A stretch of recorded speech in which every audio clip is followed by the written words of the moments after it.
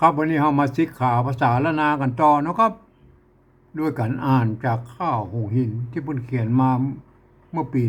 2468ครับเมื่อ100 ปีที่แล้วนะครับมันเป็นข้าวหูหินแถมฉบับหนึ่งนะครับมันมาแจ้ของ ลำปางและก็มาแจ้ของเชียงใหม่นะครับเห็นไหมมันข้าวหูหินมันเป็นข้าวเป็นข้าวธรรมะที่บนเล่าในวัดในวานะเมื่อ300-400 ปีพูดแล้วนะครับกว่าจะมาเป็นนั้น พระอ่านข้าวเจ้าบ้านได้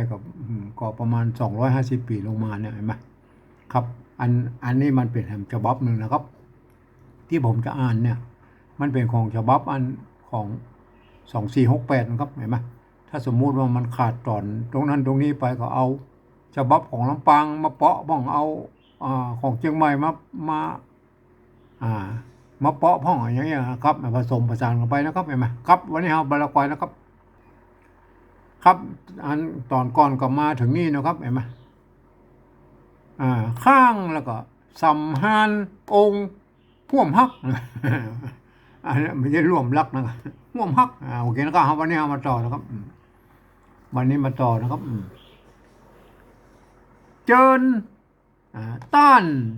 ท่านเนี่ยท่านเฮาอ่านเป็นสำเนียงไตยวนนะต้านเจิญต้านพระองค์เจิญต้านพระองค์นี่ก็หมายถึงยักษ์กำพันนะเพิ่นเจิญต้านพระองค์ก็คือกำมาน้อยนั่นแหละอ่าก้อยก้อยยุดย่างก้อยยุดก้อยยุดย่างอย่างโอเคนะครับย่าง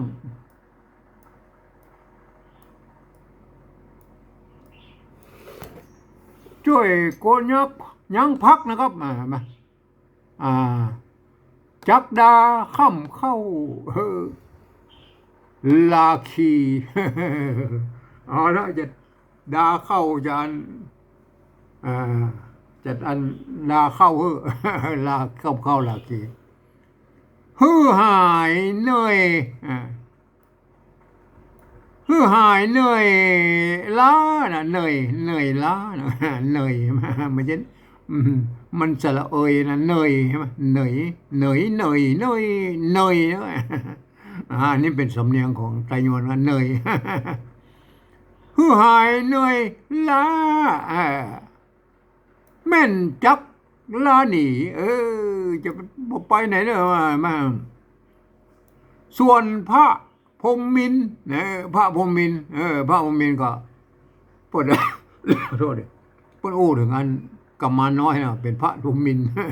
ส่วนพระพรหมินทร์ก็ฮับถูกก็ฮับถูกต้องฮับถูกต้องอันนี้ตัวทะดูให้ดีนะตัวทะฮับถูกต้องเฮาก็กึดใจเป็นสองฝ่ายห้องจริงจักเดินมาจริงจักเดินมานะครับเห็นไหมจักเดินมาจักเดินมา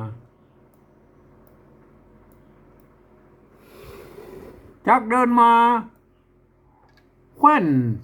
ค้ายนะครับแขวนค้ายนะครับซ้อหาแม่นายที่ผียักร้ายยักหายนะครับ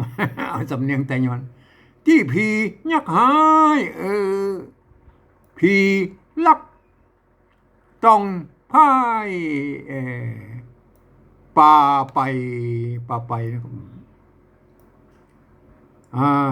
ข้ออันนี้มันมีไม่สัตว์เลยข้อหนึ่งอันนี้หนึ่งนะครับหนึ่งเลขหนึ่งมันมีเลขหนึ่งทำบ้างเลขหนึ่งโหราบ้างอะไรอย่างนี้ก็แล้วแต่สลับกันไปสลับมานะข้อหนึ่งก็คิดนะครับข้อหนึ่งก็คิดที่ในหัวใจจักแอวเดินไปเสาะหากู้ข้างมาอันนี้มันเลือนไปหน่อยแล้วก็ไม่สัตว์ไม่ก่อจัง นี่เอ่อนี่หอยไม่ใช่ลอยลอยนะนี่หอยว่านะนี่หอยว่านี่หอยว่า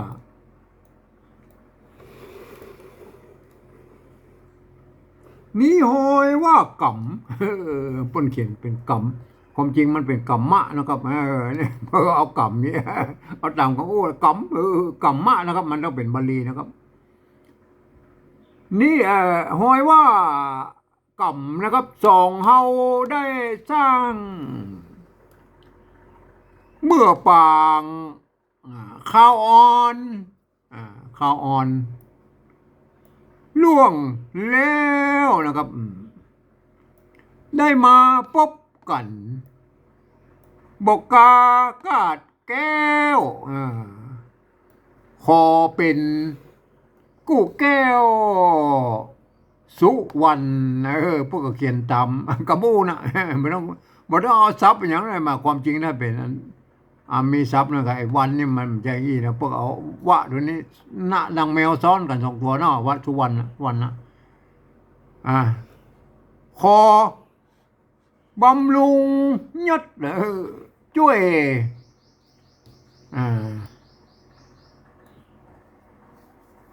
บำรุงยศนะครับบำรุงยศยศช่วยทิศทิศสกันทศไม่ใช่ทิศโทษดิทศกันทศกันนะทศกันนั่นแหละช่วยทศกัณฐ์พญากำพันพญากำพัน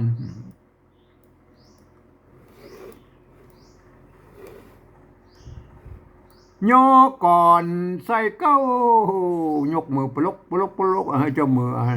เจ้าเมืองกับพันนะไหวกับมันน้อยนะฝ้ายตัวบุตรีอันนี้อูถึงลูกละจุละกันทานะอันที่นี่เป็นอันฉบับนี้เป็นจุละกันทาถ้าเป็นอันของเป็นลำปางเป็นสุละกันทานะสุละกันทาเอาก็แล้วแต่นะครับนาลีโนเนานาลีโนเนาอยู่ปลายในอยู่ปลายในอันนี้เพิ่นขีดไปมันไม่ไก่อะขีดไปอยู่ปลายในตี้ลับนะไหมตี้ลับแอบอิงฝาแอบอิงฝาไว้ตี้หิมปองคนจริงปองทับนะครับปองทับปองป้นบ่าวปองทับที่หิมปองพระพนักพระนักผู้เขียนนั้นเป้นั่นนะผู้เขียนนั้นสำรองมาเนี่ยที่ผู้ขีดอันนี้ผู้เขียนอันที่หิมที่ปองพนักนะครับมาแแลนะเอาแลเฉยๆอ่านเป็นลอลิงนะแลพ่อเจ้ากุมารนะครับมาได้ยินวัตะได้ยินวัตะได้ยินวัตะคิดว่าได้คิดว่าคิดว่าอันจุลกันธานะคิดว่าได้การได้การคงได้แต่งงานใช่ได้แต่งงานมาวันนี้เป็นมันแต่งงานมานี่ละอันคิดอยู่ในใจคิดอยู่ในใจตามไหลสดดันตาไหลสดดันไม่ใช่ตามตาก็ล็อกเล็กไปโผล่มาแวดบ่อนไหมอันป่อกับมันกุมารน้อยบนอุ้ยกันว่าสมพันงามใจจ้ามาสมงามได้อันก็หุ่นงามโฟจ่ากับโฟกับผู้นั่นนะครับเห็นไหมโฟจ่าภาษาโฟจ่าภาษานะครับกำไปตอบตานะครับ ว่าเจิญป้อเข้าก็เจิญป้อเข้า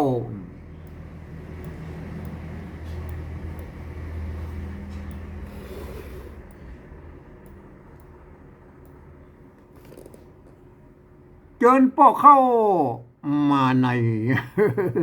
กวักป่อละเจ้ากุมารน้อยนะเจ้ากุมารน้อยเจ้ากุมารนานแล้วก็ไม่มาลูกฮักลูกฮักเปิ้งใจจุลกันธาบอกป้อนะอันลูกบอกว่าเปิ้งใจแล้วเปิ้งใจอัน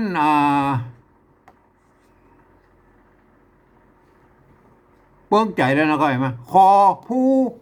ว่าในพอคู่ว่าในป้อยาห่วงมาห่วงมานะครับห่วงมามีแต่ลูกสอนลูกสอนลูกสอนลูกสอนก็ไอ้สอนยิงนะสอนยิงสอนธนูนะมีแต่ลูกสอน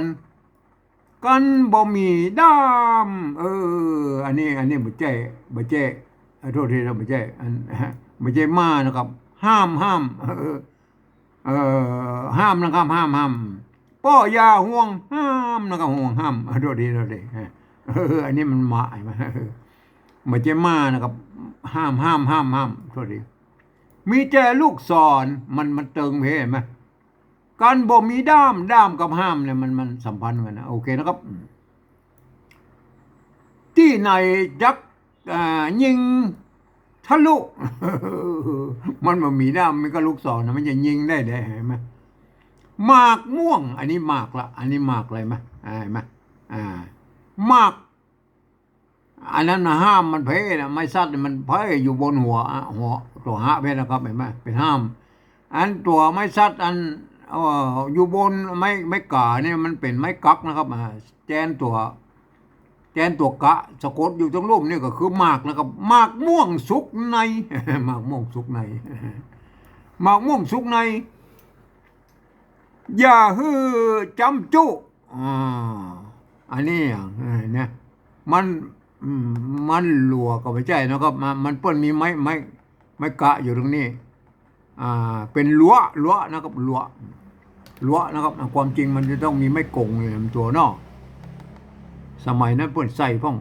ก็ได้นะรั้วนี่ก็ลูดลาดลงไปนะรั้วมันก็กำรั้วลูดลาดไปนะรั้วลูดลาดก็มันก็ตกไปนะรั้วล่นนกล้วนจากควันก็ควันแม่มะม่วงลงดินกันเสียจำจุกันเสียมันบุ๊บแล้วมันบ่มีไผกินแล้วไผบ่ก็กินมันมาลำมันมาลำคอจอมพมินอันนี้หมายถึงป้อละ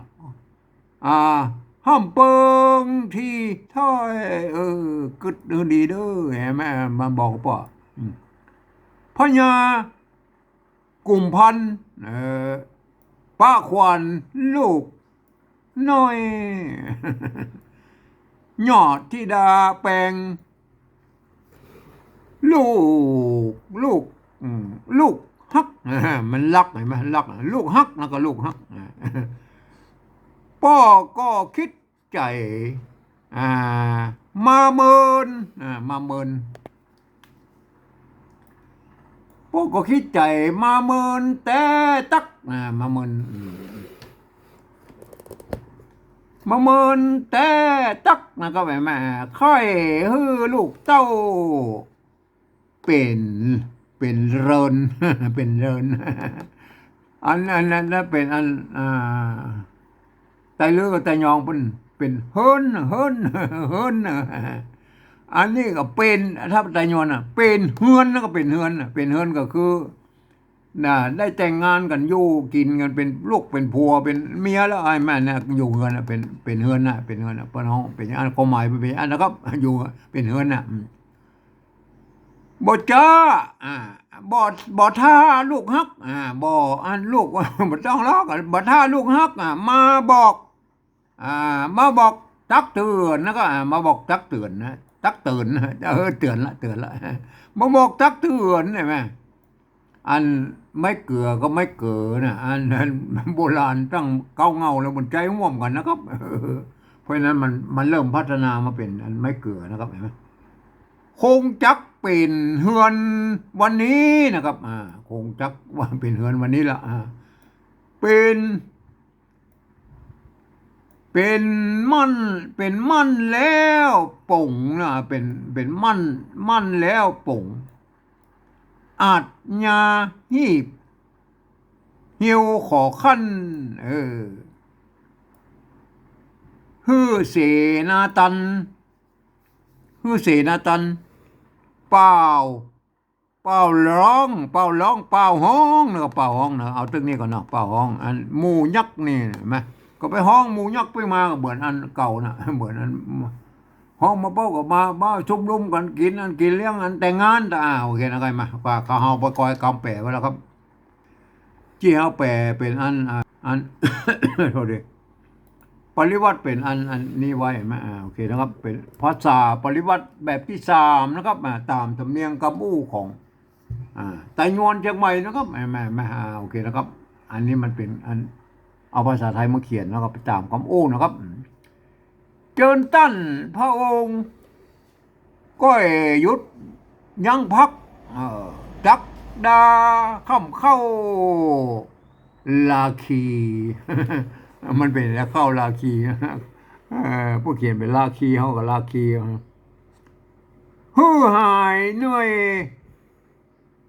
อยล้านะครับมันเหนื่อยล้าแม่นจักลาหนีเห็นไหมฮือหายเหนื่อยล้าแล้วก็จักลาหนีส่วนพระพรหมินทร์พระพรหมินทร์ก็ฮับถูกถูกก็ฮับถูกต้องนะครับฮับถูกต้องนะครับ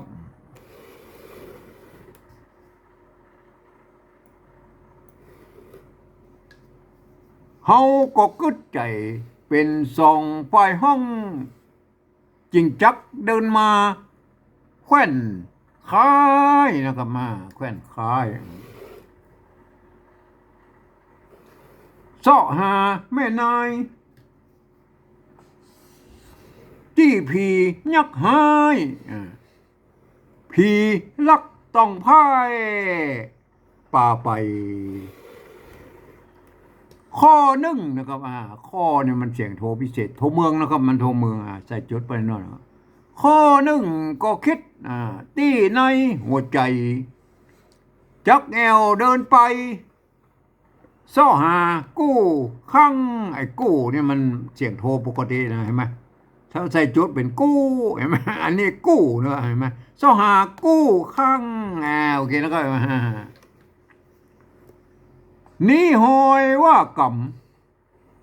ส่งเฮาได้สร้างเมื่อปางข้าวอ่อนเนี่ยมันคลาวไม่ใช่คลาวนะครับข้าวไม่ต้องไปละลิ้นนะครับ เมื่อปางข้าวอ่อนล่วงแล้วนะครับล่วงแล้วได้มาพบกันบอกกากาดแก้วขอเป็นกู้แก้วสุวรรณเขียนนะมันงามๆหน่อยโอเคนะให้สุวรรณขอบำรุงยศอันนี้ไม่ใช่ยศนะครับยศยอนะครับยศขอบำรุงยศช่วยทศกัณฐ์พระญากุมพันธ์โยก่อนใส่เก้าไม่ใช่เก้านะครับเห็นไหมเก้านะใส่เก้าฝ่ายตัวบุตรีนาลีนอเน่าอยู่ภายในที่ลับแอบฟังอยู่ทางในวะแอบยิงฝ่าที่หิมปองพนักเลพ่อเจ้ากุมารได้ยินวาตะคิดว่าได้การคงได้แต่งงาน วันนี้เป็นมันแต่งงานแล้ววันนี้แน่ๆแล้วคิดอยู่ในใจตาไหลสอดดันว่าสมพันงามสมพันงามใจจ้าใจจ้าไม่ใช่ว่าคนบดีหรอกใจจ้าคิดอยู่ในใจตาไหลมันจ้าแหละพี่บอกจ้าอันพี่แล้วมันเขาเท่าไรมันโทษทีครับโฟจาพาใส่โฟกับฟู่นั่นนะบนโฟบางทีก็โฟบางทีก็โฟบางทีก็ฟู่นะโฟจาพาใส่กำไปตอบตาว่าเจิญป่อเข้ามาในกวักป่อเข้ามาอู้กว่าตรงไหนไปแล้วว่าเจ้ากุมารนั้นเนี่ยเจ้ากุมารที่หันเนี่ยเจ้ากุมารนั้นลูกฮักเปิงใจขอผู้ว่าในป่อท่านป่ออย่าห่วงนะครับห่วงห้ามไม่ใช่ห่วงนะครับโทษทีเอาบุรณะบุรณะมันก็ยังว่านะมันยังว่าพวกก็เขียนมามันก็เดาไปบ้องใช่ไหมห่วงห้ามนะครับห่วงห้ามไม่ใช่ห่วงป่อย่าห่วงห้ามนะครับมีแต่ลูกศรกันบ่มีด้ามเนี่ยด้ามกับห้ามเนี่ยมันมามันโยงกันนะครับเห็นไหมด้ามห้ามกันบ่มีด้ามที่ไหนจักยิงทะลุ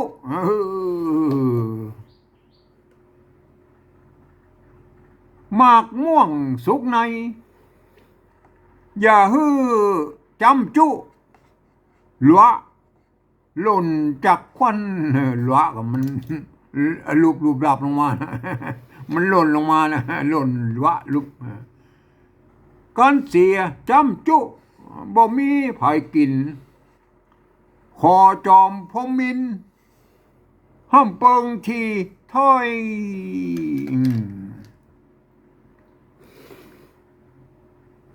พญากุมพันป้าควัน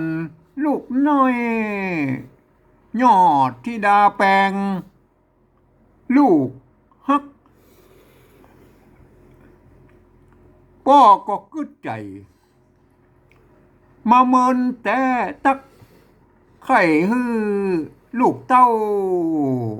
เป็นเฮือนก็คืออยู่เฮือนบ้านห้องว่าอยู่เฮือนเป็นเฮือนก็คือแต่งงานกันแล้วก็ไปอยู่กินกันนะไอ้แม่สองผัวเมียน่ะบ้านห้องว่าอยู่เฮือนนะครับเป็นเฮือนอยู่เฮือนเนี่ยบ่ถ้าลูกฮักมาบอกตักเตือนนี่มันตักเตือนตักเตือนแล้วก็ตักเตือนเดี๋ยวเตือนน้อยตักเตือนคงจักเป็นเฮือนวันนี้แม่นมันวันนี้เรามันบอกแคล้วคลาดแล้วแล้วปงอัจญาไม่ใช่อันนี้มันตัวยะเนี่ยจะถ้าสมมติว่าตั้งหน้ามันเป็นชะนะครับชะยะมันยะใช่ไหมบางที่เปิ้นก็ยังว่าละนาเฮามันมีหลายหม่องนะครับเปิ้นออกชะบ่ถูกเปิ้นก็สะนะครับจะสะก็จะสะญะมันถึงได้ถึงญะถึงยะใช่ไหมเนี่ยตัวเนี้ยตัวยะโยหญิงเนี่ยใช่ไหมโอเคนะได้ออกเสียงได้2แบบนะครับแล้วปงอาจญาหีบหิวคอคันฮือเสนาตัน